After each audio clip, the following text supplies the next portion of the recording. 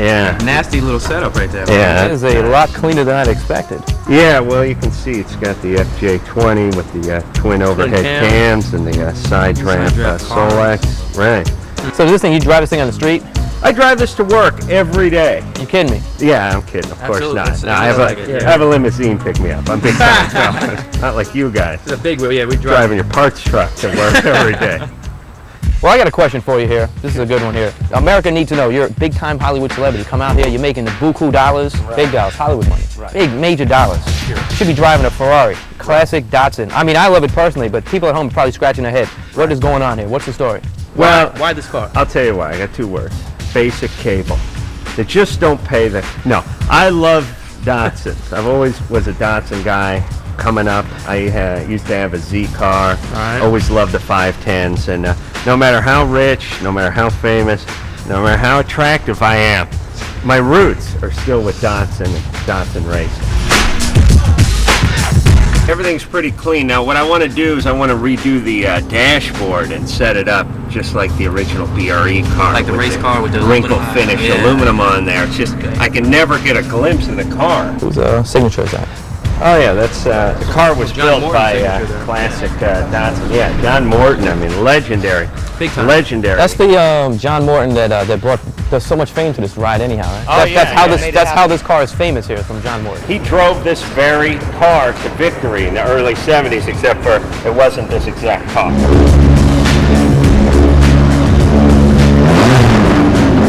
Hold on a second. Jackass, we're filming here. We're talking about John Morton, and this guy comes flying up in this rice burner. What the? Oh, I'm sorry, Mike. Hold on, everybody. It's John Morton, two-time Trans Am champion.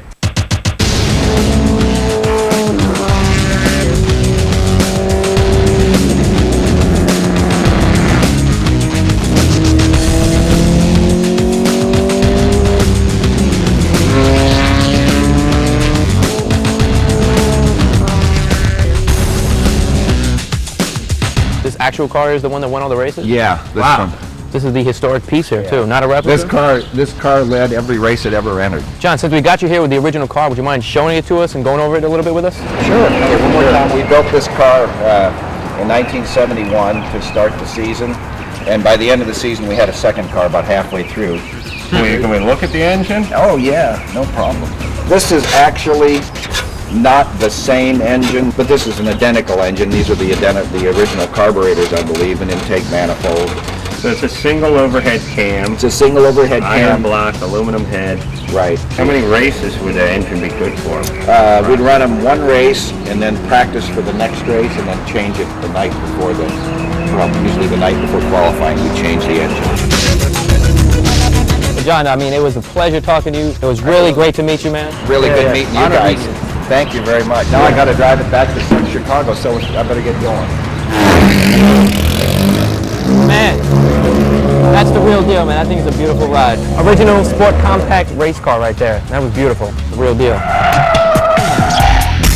Always wear your safety harness and obey all posted speed limits.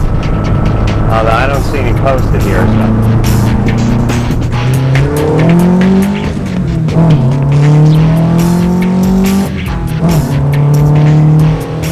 Cop car up here just waiting for me to come by.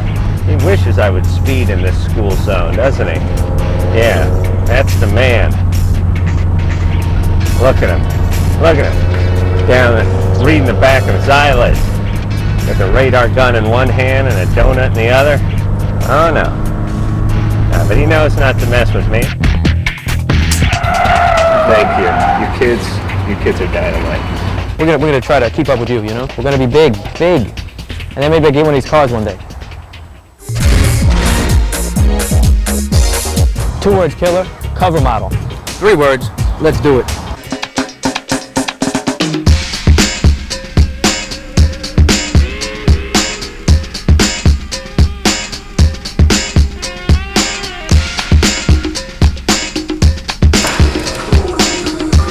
BMW M3 or a truck.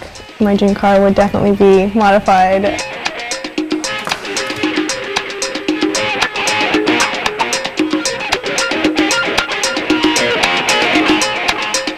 snowboarding and wakeboarding and going to car shows.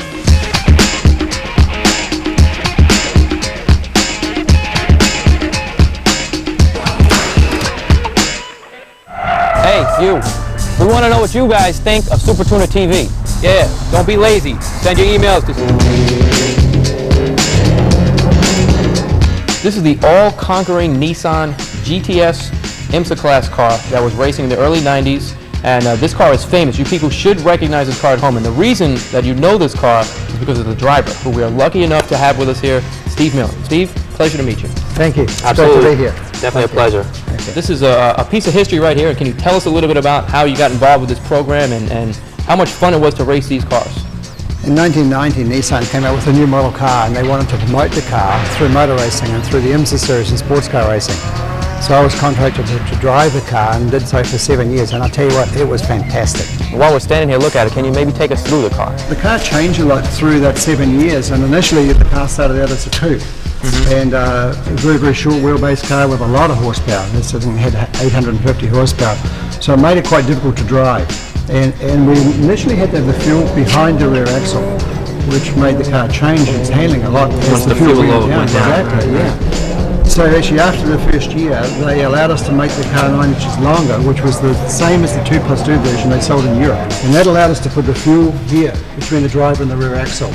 And then the car became much, much more consistent and much faster.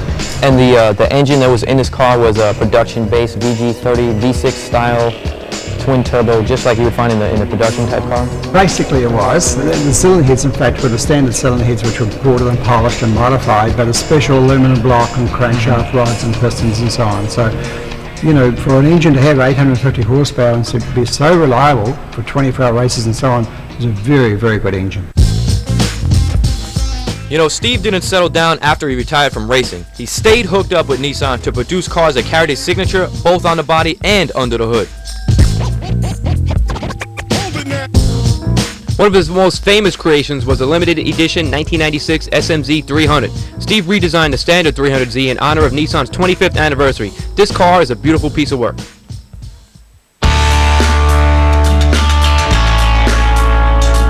Steve, you've been racing cars a long time. I'm not sure how long it's been. How long? Too long. Too long.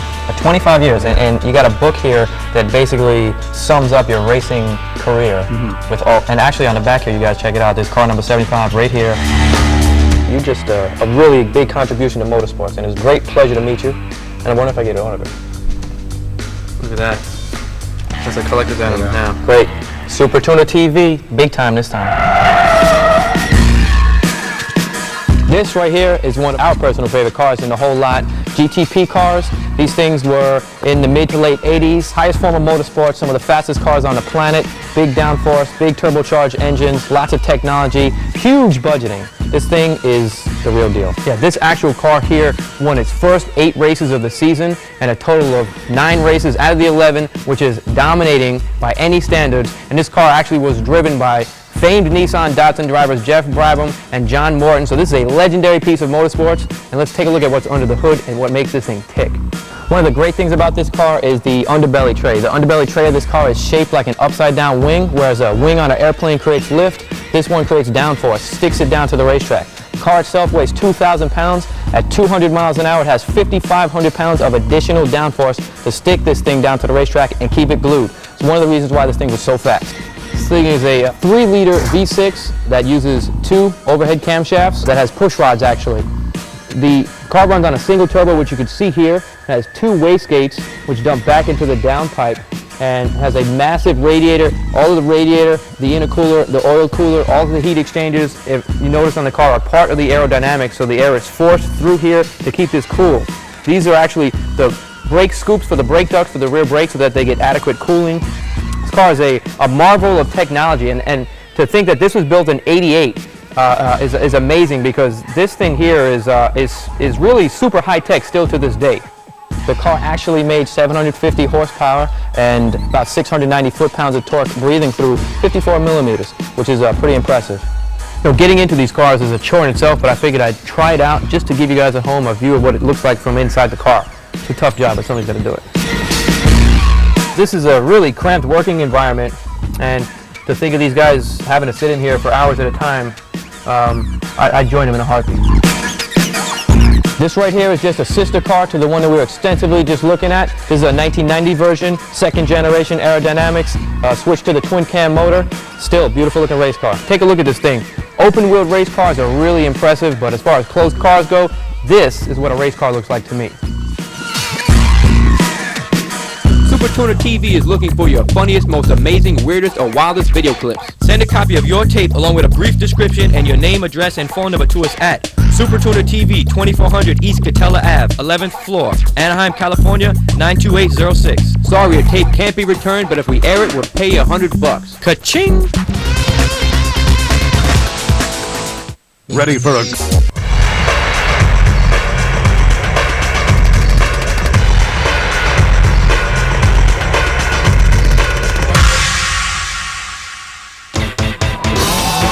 Lots of young cats gathered at the Irwindale Speedway recently to show off their drifting skills, and a company called Live Sockets Entertainment taped all the action to make a soon-to-be-released DVD out of it.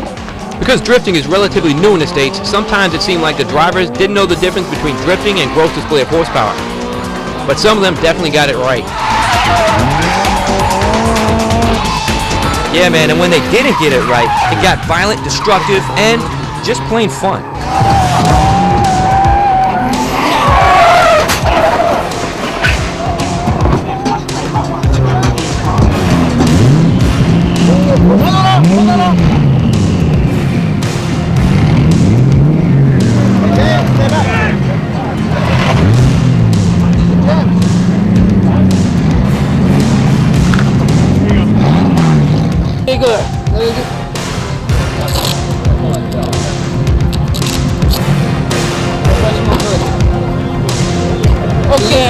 Okay.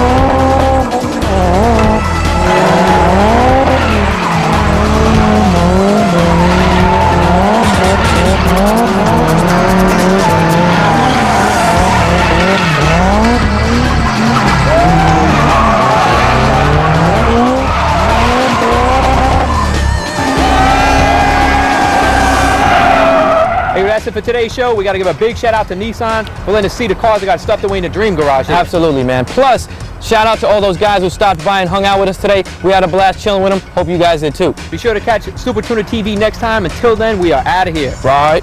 Hey, yo, Dunn, it's your turn. Peace. We got race cars, classic cars. There's like 100 cars in here. We need help if we're going to see all these cars. Look at it.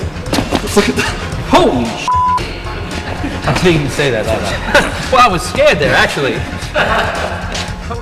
So, baby, I seen you checking me out. You know, I was wondering maybe, you know, I'm out here filming my TV show and thought maybe when we're done, you want to get out of here, you know, we'll grab some dinner or something like that. What do you think?